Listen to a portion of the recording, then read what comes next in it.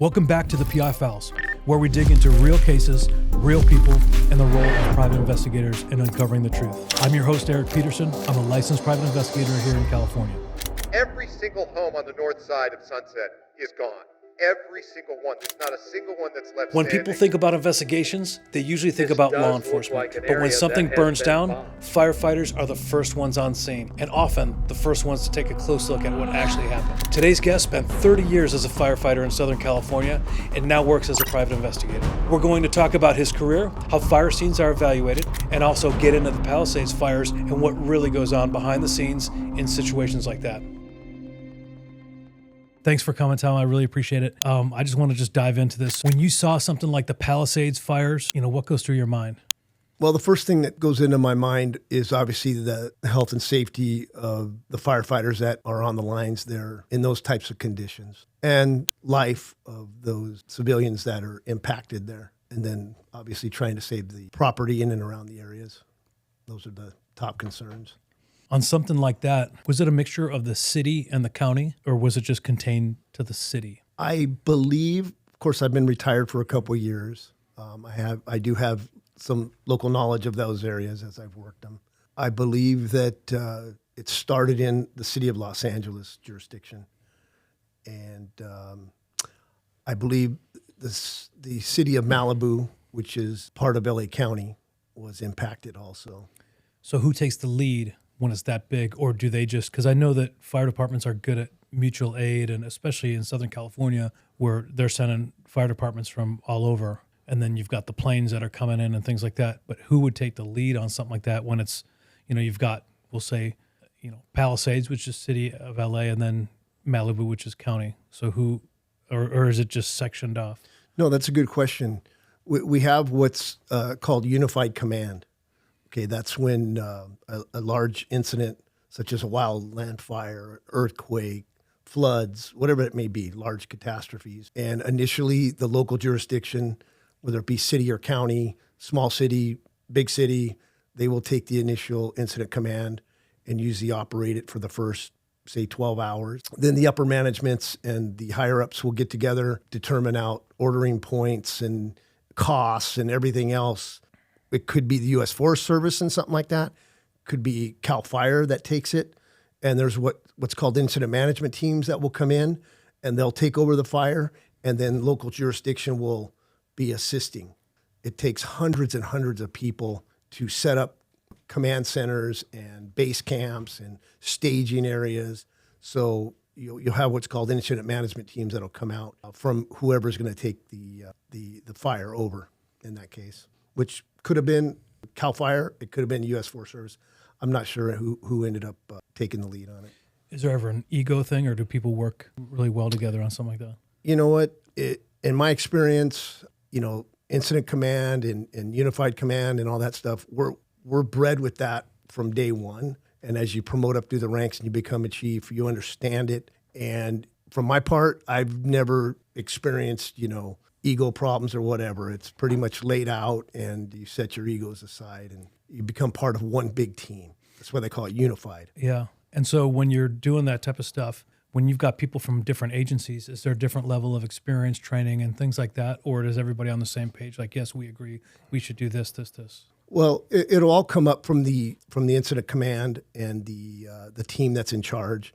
They have what's called planning. They'll plan the next operational phase of the incident, what the priorities are of the incident based on weather, intel, topography. It's all summed up, and they come up with a plan that will dictate that. But so in your opinion, what made that fire so destructive? I hate to say pretty simple, but whenever you have the combination of high winds, devil winds, as we call them, Santa Ana winds, if you've heard, you have the low humidity, and you have heat, and you have dead fuel. In simple terms, that's your combination for disaster, very simply put. Could it have been stopped? Well, from what I've read in the news, like I say, I have not been there. I've been retired a couple years and not really paying too much of attention to it and not out there anymore. From what I heard, that it started as a small fire in the hills, and supposedly it was out. Possibly they came off the fire line and the winds came up and possibly kicked it up again. And then you have the issues that are well known and public that the city of Los Angeles, apparently those heroes, I call them, on the line, did not have sufficient water supply. So that could have definitely had an impact on the outcome of this whole thing. Yeah, there's been an investigation, and I think they had some findings, but you never know how tainted that could have been based on politics or things like that. Definitely. Speaking of water supply, there are people that hired private, I guess, fire services. Yes. What are your thoughts on that? Well, if you got the money, like Mr. Rick Caruso, who has obviously the resources and the funding to do that, and from what I understand and what I've read and seen, that his malls and some of his properties are protected because he hired private industry. And they're out there. I don't know a lot about them, but they are out there, especially in the wildland areas, Malibus and stuff like that, where you can purchase time and they'll come out and protect your home, pre-treat your home or building. But that's available to people. Don't have a lot of background in that because I've always been in the civil service side of it, not the private side. But it's available out there. Do you ever communicate? Do you think those entities are communicating with that incident command at all to give updates, or are they just a separate? Well, they're obviously entity? private. I'm sure the incident command knows they're out there. Yeah. But me personally, I have not had a lot of dealing with them. I've seen them on fires and large incidents, and I think they do a good job. Yeah. And if you can afford them, it's recommended that you do it. I would imagine maybe their employees are taken from the civil service fire side when people retire. Or something. Sure. Yeah, you got to have some sort of experience to. Absolutely, or they come from other states, and they obviously the owner of the company is just building his empire and recruiting, and they have equipment, they have funding, and they do a good job for what they're not really on the front line. They're there to pre-treat your house, your building, but they're not there to lay hose lines up hills and stop the fire. They're there to do the best to protect a person's property. They have a specific mission at a specific location. Yeah, and I don't have their MOUs and what exactly they do, but from what I've seen and stuff, they're there to pre-treat houses and eliminate fuels from the particular property, the best they can do to pre-treat prior to the fire getting there. So based on the terrain, the winds that you mentioned, all of this stuff, do you think that homes in the areas are just kind of impossible to defend if you may have that maybe lack of response or lack of water supply or something like that? Is it just,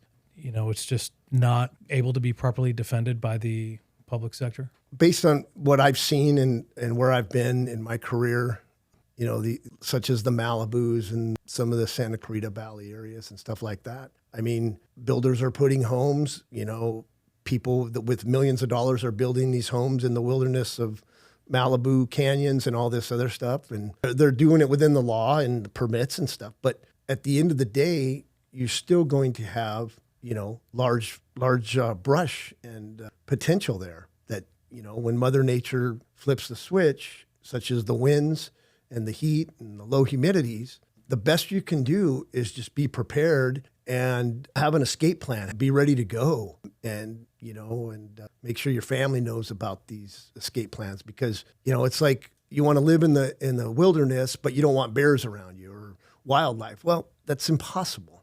Same thing with fire, and it's very predictable. We know a week, 10 days out, 14 days out, we're going to get a ridge of high pressure coming. We're going to get heat. We're going to get these high winds. But I can tell you, hats off, and I really feel bad for our brothers and sisters within Los Angeles City and Los Angeles County.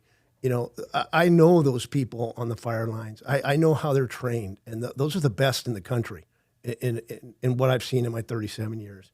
And I've been through the training. These are the best of the best. And those people on the ground, they're giving it all. They're giving their life on the line for saving life and property.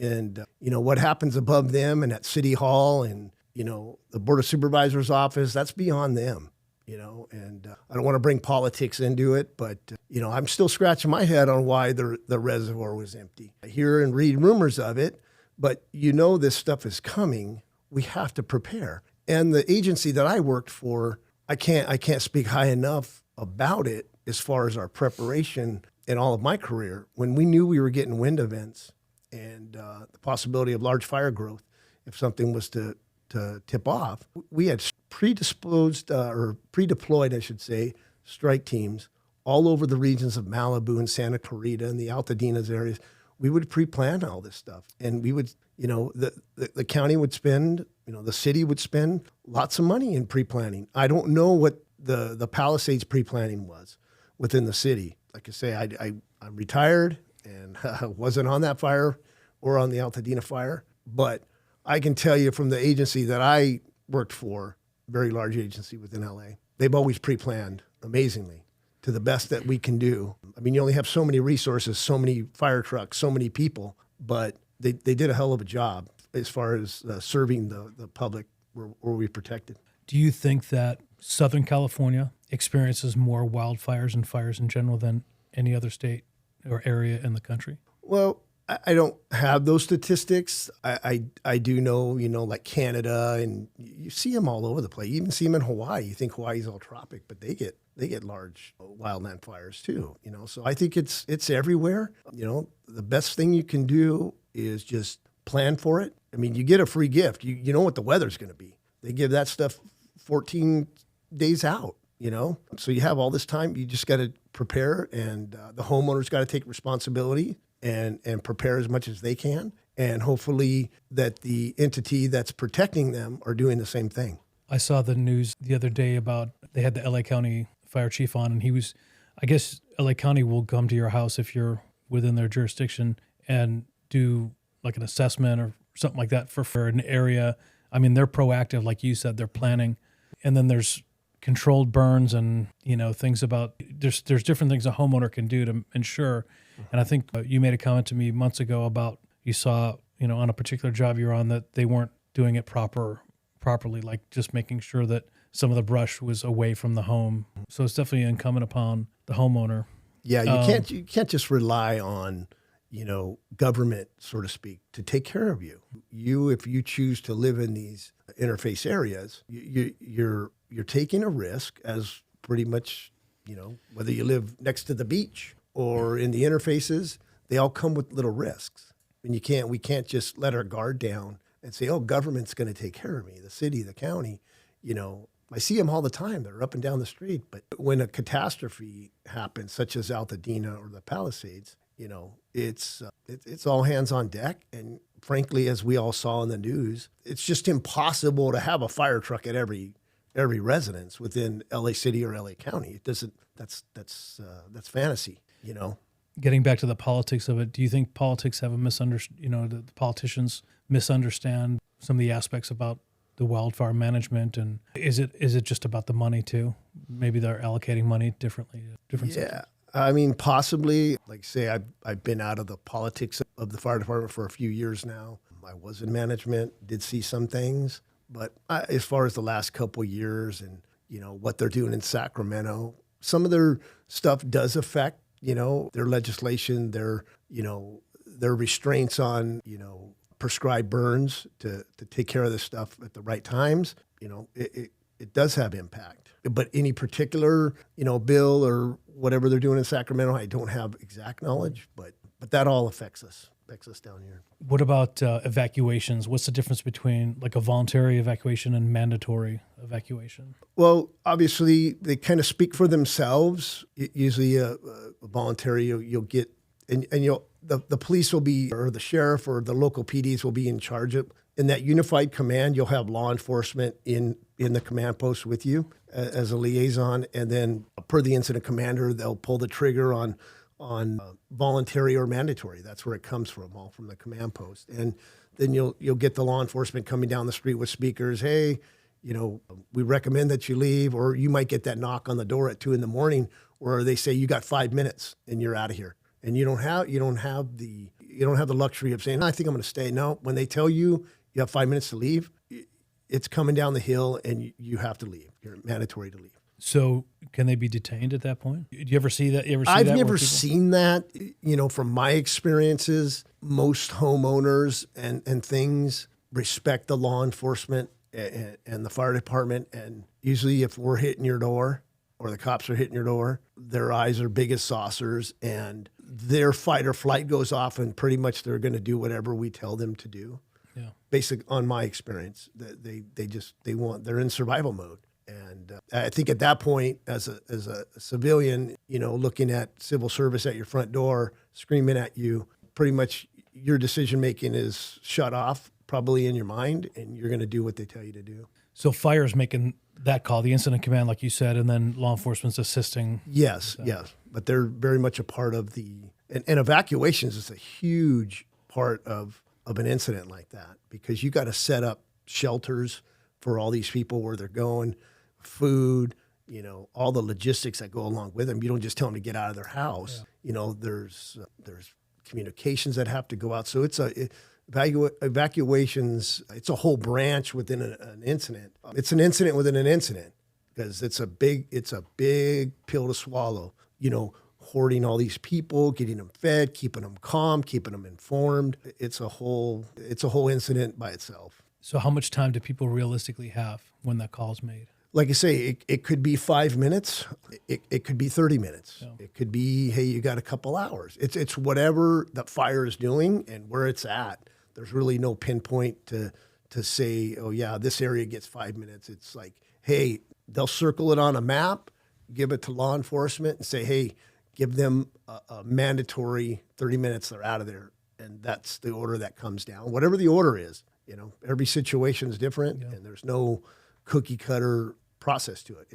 It's happening now, and that's the order. What's the biggest mistake people make during an evacuation? Well, probably the biggest thing is panic, and I think that's hard to just turn off, especially when you got your dogs and your kids and your belongings with you. You just got to realize, or would realize, everybody's panicking. They're not thinking right.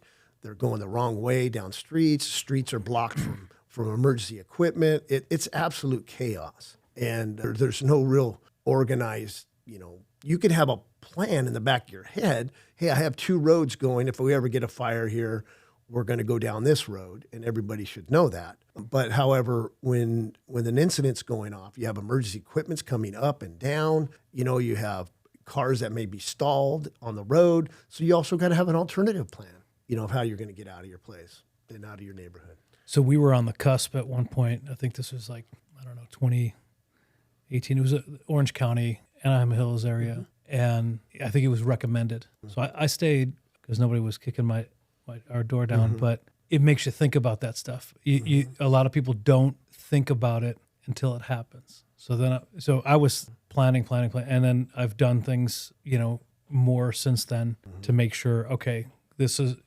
these are our valuables. This is what you keep. Because, after the Palisades fire, you see people going through their homes like, I wish I would have kept this, even like pictures or paperwork or things like that. Yeah.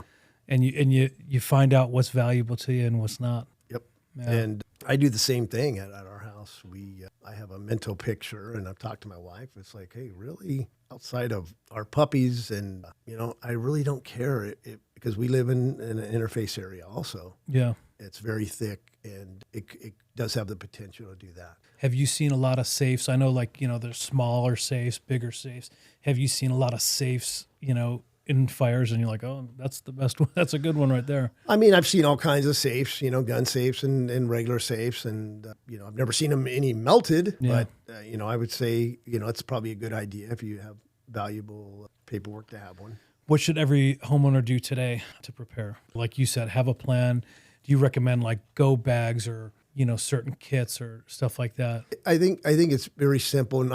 You can make it as complicated as you want, but I think the bottom line is that P word, just have a plan, have, where you're going to meet up with, anybody in your household should know, okay, if I can't come home and the phone lines are down, we can't communicate via cell. Oh, mom and dad always said to meet at the Ralph's grocery store down on the boulevard. Okay. Or whatever grade school they went to, some sort of just little plan to where, because at the end of the day, we only care about ourselves and our health, that we arrive there without our clothes burned off or what have you. Everything else could be replaced. If you could just get there safely with your cell phone, so eventually you'll have communications, but all the other stuff will be backed up in a cloud somewhere. And if you have if you have a go bag or whatever, that, hey, this is our emergency bag and this is where we're putting in it and we're out the door. Do people have to shut off the gas, leave the lights on, leave the doors unlocked, or for the firefighters or anything like that? No, I mean, it's a good plan if you can. I wouldn't shut the water off. No gas. Oh, the yeah. gas. Yeah, and that's something that, if strike teams were in there and they had, say they had, these two streets to protect, they'll go in and pre-plan it, and they'll go in there and do whatever they can to mitigate. And that might be one of them. They shut all the gas off, move all the patio furniture away from the house, anything that's combustible, get it away from the house to prevent one of the embers from flying in and starting it, because that's how it happens. Yeah. We've seen it happen with the Palisades fire, but have you seen it in your career, criminals exploiting like the evacuation zones and those homes? It happens just about every catastrophe. Me personally, I've never dealt with any of them, but you usually start hearing about it the next day or 2 days or a week, that because all these crooks, they know people are gone. And in our line of work, we obviously get requests to provide security and stuff at some of these residents, and we have done that. How about scams or fraud after these wildfires or after these disasters? Anything that you've seen? I haven't seen it personally, but I'm sure it's out there, and I would tell people, just talk to your attorneys or talk to your insurance companies. Everybody else you don't need to talk to. In your experience, so were you also investigating the causes of fires, the point of origins, things like that during your career? Yeah, and I won't get into too much and bore you with my whole career. But my last 7 years I spent as the chief of, I won't say the agency, but a very large agency, fire arson investigation unit. When you look at it, are the majority of them caused by arson or other factors? Well, it depends. I mean, if we're just talking about wildland stuff, I can briefly tell you that a large majority towards the end of my career were caused by human activity. Are they caught? Not a lot. Yeah. But I can tell you it has to do with, and we'll go back into the politics and the stuff that's going on right now in Southern California. We have a very large problem with homelessness. So I said human activity. I didn't call them arsonists. They're not all arsonists, but you're getting a lot of these human activity fires because people are living amongst the urban interface and the brush areas in the washes and stuff like that, which you're up against the hills, and you're getting a lot of those kind of starts. Is it easy to determine the point of origin? I would say it's never easy, but nothing's easy. But point of origin, we can come up with a point or an area of, and that doesn't happen overnight. That's through a lot of training and experience and qualifications and stuff like that. But we can take a building and read it and do our thing and process of eliminations and depth char and B patterns and all that stuff. It all tells a story in the end to us as fire investigators. And I know this isn't a fire investigation class because it could be, there's not enough time, but we look at things a little bit different, and we have our processes that we do. So that's that. And then is there any crazy fire investigation that kind of sticks out in your mind, or any crazy experience? Because Southern California is just nuts. And I know that, you worked a unit where, fireworks aren't allowed. They cause problems, and they, people do it. People do like Disneyland type displays in the cities, and any crazy deal sticks out in your mind? Yeah. So the unit that I was overseeing, we did a lot of that illegal fireworks interdictions along with our everyday job of fire investigation and arson work. Yeah, we did interdictions, with the FBI, Attorney General's office, Cal Fire. We did interdictions from the Nevada border to the Mexican border in San Diego, because that's where it would start and come into our counties and cities here in LA, the LA area. So it was trucked in very large amounts of that kind of stuff, and then it would end up in warehouses or storage facilities within our jurisdictions. And so our job was to find out where it landed, tail it back, and then also prosecute it, for transporting explosive materials in state highways. So it was a big thing to it. So we did that, and very successful. But we couldn't get it all, obviously. We see everything that's happening. But to me, on a bigger level, was to find this stuff, and we would find it in, it would say Joe's Auto Shop on the outside of the building. So but in the back, it's a large storage. And in there, they would have dynamite making stuff, half sticks, quarter sticks. They're making all this stuff, which I don't even need to explain what would happen if there was a fire in there. But to me, not only the surrounding jurisdiction where there's homes everywhere, but it always frightened me when knowing that this stuff exists in our first-in areas where my brothers and sisters are responding into.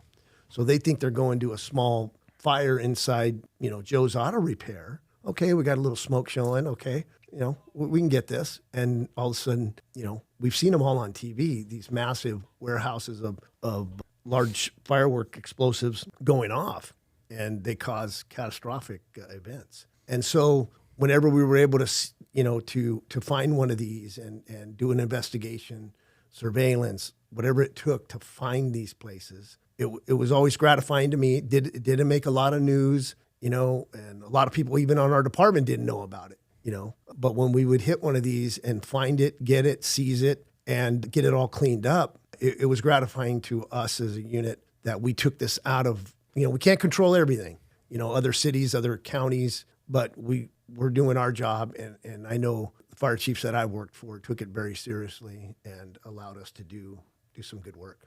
So would people get arrested off that? Oh, absolutely. And what would they get arrested for? They would end up facing, the big thing is federal. It would end up going federal. Like ATF type stuff? Yes. We worked with the ATF. The Attorney General's office from downtown LA would end up prosecuting it on a federal level. So it was big time. And what we were also seeing is it's these people that are doing this, a lot of them are connected to gang activity. So it's a seasonal thing for them. They still do their other stuff and their narcotics and whatever else they're doing. But this is also a big money maker. If they can bring this stuff in, warehouse it, and sell it amongst the communities, it's a big money maker. Yeah. And some of the stuff that they were making and selling weren't your sparklers. They weren't your, Roman candles. This was big time stuff. Yeah. And the materials used, if that was to catch fire, as we've all seen on the news and stuff, it can kill a lot of people. And then you see and hear the video. You see the videos of people blowing off fingers and hands. And we see it every 4th of July. Yeah. Wake up on the 5th and you see all the news clippings, and now we have social media and they're all over social media, and it's happening. And it's, we're not going to ever eliminate it all, but, hats off to the agencies that do go after it and spend a little money and time and effort to get it off the streets, because maybe you did help somebody or save 100 firefighters from going into a building that they thought was a pet store. Yeah, I worked a case, I think it was downtown LA for this law firm that these firemen got injured. And I think it was like, I don't know, it was like a sheep making some sort of operation like that. And and there were some injuries on that. And you're right, you never know what you're going to go into. Never know. Nothing is ever standard, and we shouldn't approach it that way. Even in the private investigator world, every day. Yeah. The clients will tell you one thing, but you go out there and you follow your facts and leads, and it turns out to be a little bit different than what you were told. Yeah, until you get that crystal ball, you're right. Which I haven't been able to find that on Amazon yet. Yeah. So switching it up a little bit, is cooking a prerequisite to become a firefighter? Yeah. Okay, we'll go down that lane. It's not really a prerequisite, but very highly recommended. And most people, especially the younger ones that come on, they don't know how to cook. But I would always tell them, that it's a very important part of our day, and you need to take pride in your job. And this is one small part of it. Doesn't seem like a lot, but and there's also a lot of pressure to it too, because as you develop in your career and you end up, it becomes a pride thing. You don't want to put some slop on the table. Guys have been working all day and we're doing things, and and also you're spending good money. We pay for our own food, and so everybody expects a nice meal. And for the most part, I would say a great part that people do take pride in it. I might tell a guy, if you've never cooked before, okay, but you know how to buy a book, right? Get a couple meals that you master out of that book, and you'll be great. Yeah. So I'll tell you, when I would visit the fire stations while working in patrol, I'm like, damn it, I picked the wrong job. And then there was stuff that the community brought, like brownies and cookies and all this stuff that wasn't poisoned that they would bring to the police. Yeah. But and what a good camaraderie thing. And so it's you either sink or swim. You got to learn how to do that when you're new. Yeah. Yeah, you do. This comes up a lot. And I actually saw this yesterday. And this actually came up in this training that I had. It was an investigative thing, but while I was working on the job, this former CHP captain, he says, why does a fire engine have to show up to a medical aid? They can just drive a Toyota Prius. So yeah, I want to know why. Because it happens a lot. They block driveways, they block streets, but it's somebody that fell down on a bicycle. Yeah. And there's an ambulance there, but then there's a huge fire truck. Well, unfortunately, that's just the way it is. And yeah, a lot of people don't understand it. But, on that apparatus, on that $1 million piece of apparatus, there's also $1 million worth of equipment, including medical equipment. So yeah, that small incident may not require all that, but we don't have Toyota Priuses and fire trucks. And somebody calls for service in your jurisdiction, whether it's a small thing like you just described, or grandpa's having a stroke or a heart attack, you're going to get that same piece of equipment. Yeah. But you're going to get a lot more equipment and knowledge and expertise being performed on grandpa having that stroke or heart attack, such as defibrillators, there's paramedics. They're all on the engines. Yeah. So along with being a firefighter, you have to be minimum EMT, but most people are paramedics or have been paramedics. Yeah. So you're getting, at least in the agency I worked at, you're getting a paramedic at your door, whether you skinned your knee or chopped your arm off within a good 4 to 5 minutes. So it's not like, hey, Tommy, take the truck out. We haven't taken the truck out in a while. And we need that truck for the equipment. That's usually what happens. And an ambulance will usually follow for transport. Now, in South LA and some others, when there's dangerous situations, obviously the police are going to go there. And then the fire department's like staging until it's clear for you guys to go in, because you guys don't have the body armor and some of that training and things like that. Because of that, do police officers become like the firefighters' heroes because, hey, thanks guys, you made it safe for us? Because firefighters are heroes in the community, and they're very well respected in the community. So I'm guessing like their heroes, the firefighter heroes, are the police officers. Absolutely. You know what? Hey, Yeah. we have a brother and sisterhood with law enforcement like no other. And at least, I could speak for pretty much any fire station. And I always went the extra mile. That they're a part of our crew. Yeah. You get to know the deputies or the city cops that are in your city, and they're welcome at every fire station that I've ever been to and been a captain of. They're welcome in here 24/7. If you want to eat, just let us know so we can buy enough. And, they need to take a break, take their gun belt off. You're secure in here. They're always welcome at any fire station. Yeah. Yeah, you got to have that. It can't be. And I miss that. entity. I miss that.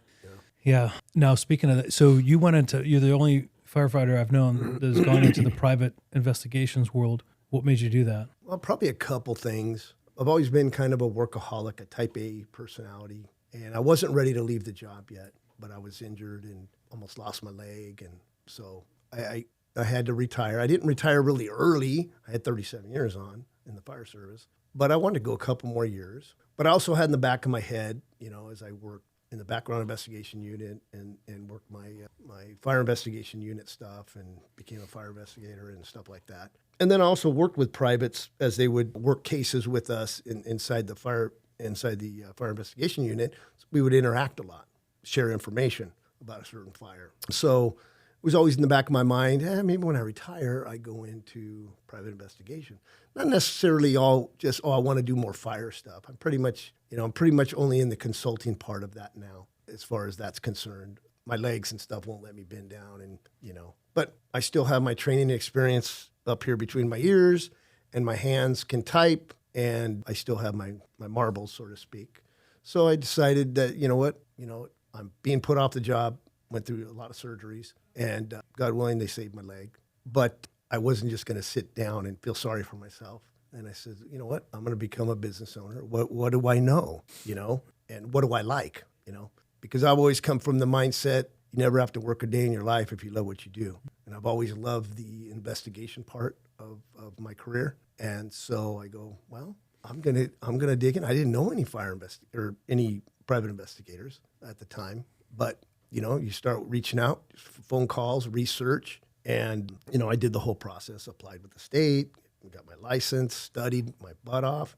It was like studying for a promotional exam. It really was. None of this was easy, but I wanted to reinvent myself and also put my injuries behind me and and also be a good leader, steward amongst my children, my daughters, that, hey, no matter what, you can always do something. You could always reinvent yourself. You can do whatever you want to do, because they only known dad as being a fireman their whole lives, So, those were a few of the reasons. And, I don't want to let this interview go without thanking Peterson's Investigations. Eric, you were a cold call, one of my first calls, because one of my good friends, she had used you and couldn't speak highly enough about you. In fact, she didn't even know I was pursuing in fire investigation work. So, and this goes back to the brotherhood, and this is why I love this profession so much, because there's a lot of us retired, law enforcement, not too many fire guys, but we're all bred from the same thing, and that's what I love more about it, is that I get to meet new brothers or sisters, in this profession. And you were that first phone call. I'd never worked a private case. This is all, and it is different than civil service. I know, but I was young. I was a boot again, and you were that first phone call. And I remember where I was at when I talked to you. I was at Lifetime Fitness, and I'm going to call this guy, and we talked. We talked for over an hour, and it turns out one of your best friends is the same. We all know each other. And we really clicked, and I earned my first dollar from your company. You kind of mentored me. You're still one of my mentors. We talk probably more to each other than we do our wives now, every day, and it's great. It's funny. We joke every day, and so I really want to thank you as a true brother, what you did for me and what you continue to do. And now I'm able to, being a couple years into this now, I'm able to help newer folks or people that don't have our experience. That's what it's all about. You're right. There's enough work out there for everybody, and it's fun to help. And so, what you did for me is not taken lightly, and I appreciate that. Yeah. And that I've spread that to many of other investigators. But what a fine leader you are, and in your what you've built. And so I'm always there for you, whenever you need help or whatever, and you've always been there for me. So it's a great team that we've kind of built here, and it's a lot of fun.